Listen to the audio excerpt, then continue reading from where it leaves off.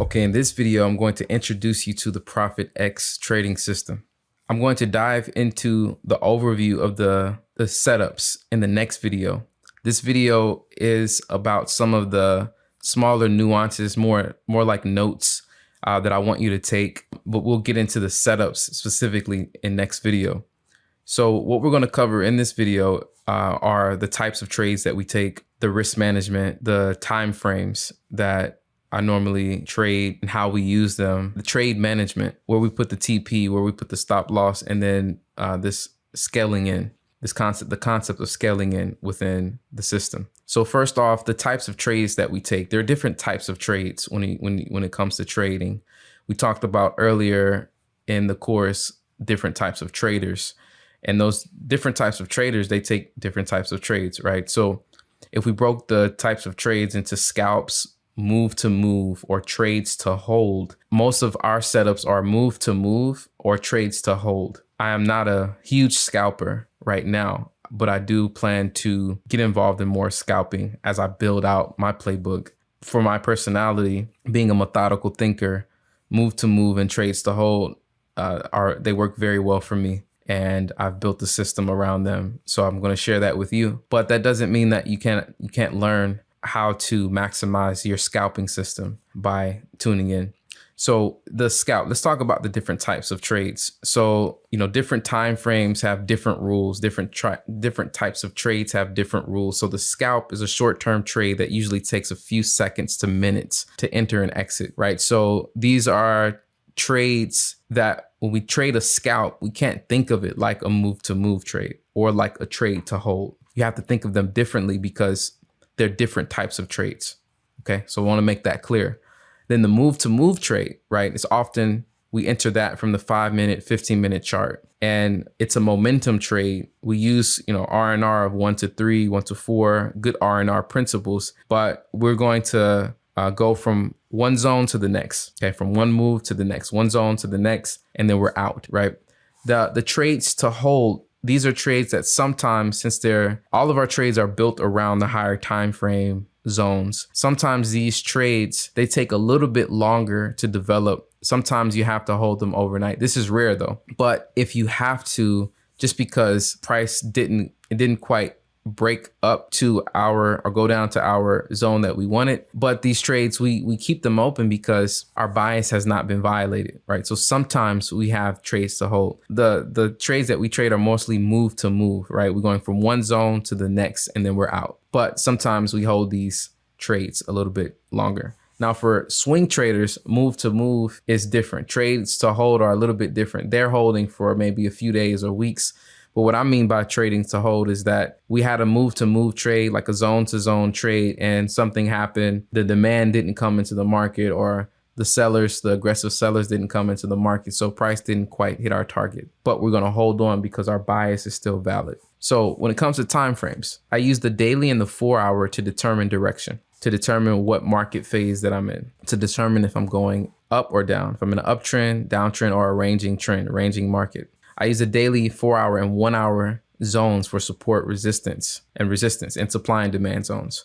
So the strongest are the daily. The most common for me are the 4-hour. When US 30 is selling, I'm using the 4-hour.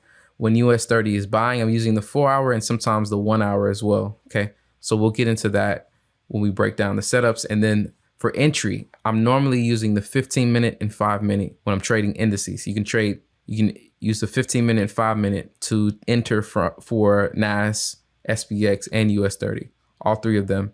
We'll talk about a few other entry signals, entry candles when it comes to GJ, GU, some of the pairs, 30-minute, 1-hour. But since I am mostly trading US 30 right now and the indices, these are the entry timeframes, but I'm going to take care of you. I know that a lot of people trade pairs, especially GJ and GU.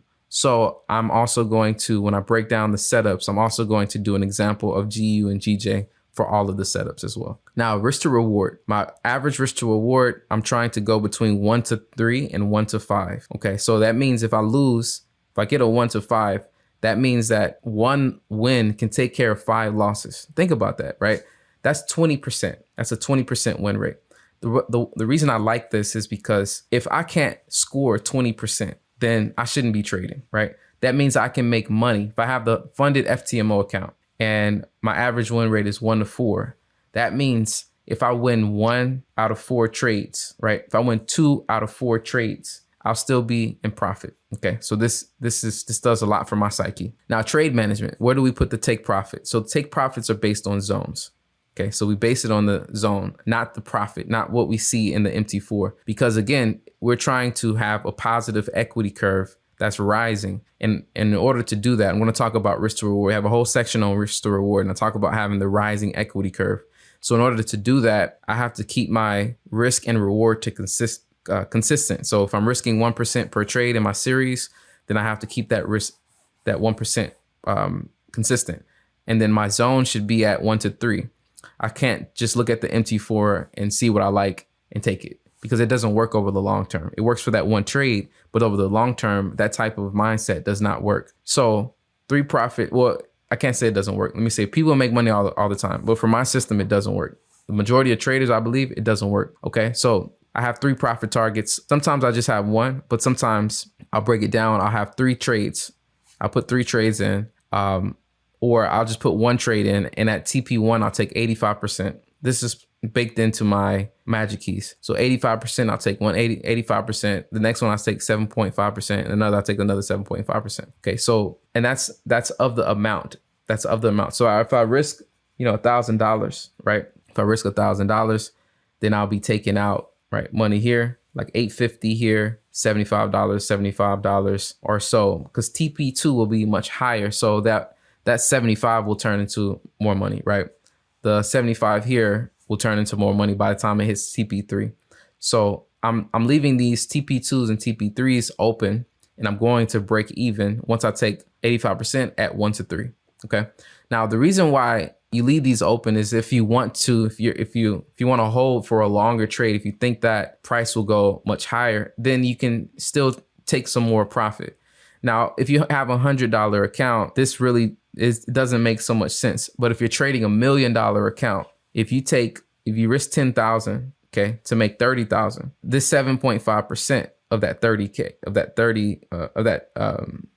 30K could be significant, right? So the numbers rise as you have a higher account. So what I'm doing right now is just training my system. So as I have bigger numbers, this works out. But you can close everything at 1 to 3 if you want. It's no problem. Now the stop loss is based on zones and candlesticks. So I don't have these big massive stop losses. I don't trade where I say I'm always going to have 100-point stop loss, or I'm always going to have a certain amount. It's based on the zones and the candlesticks. So I try to get the tightest stop loss possible. That's close to the candles, close to the zone or candlesticks. So if I have that stop loss, it's based on the candles. Okay. All right. And then I'll discuss dynamic scaling out. This is a more advanced topic. You can scale out dynamically, like as price goes against you, you can close 50%, but this all depends on reading what's happening at the time. So I discourage you to do that right now, unless you're a scalper. So scalpers have to do that. But if you're just intraday right now, just focus on having a fixed stop loss, fixed TP for now, while you're in the demo, while you're training. And then later on, you can get into more advanced stop loss strategies. Okay. So now next we're going to jump into the setups. This is what you've been waiting for. Everybody's asking for the technical setup. So we're going to get right into that. We're going to break down some charts. This section is very meaty. So have your pen and paper ready. Have your charts ready. We're going to dive in. Please put your comments and questions in the comment section. See you next video.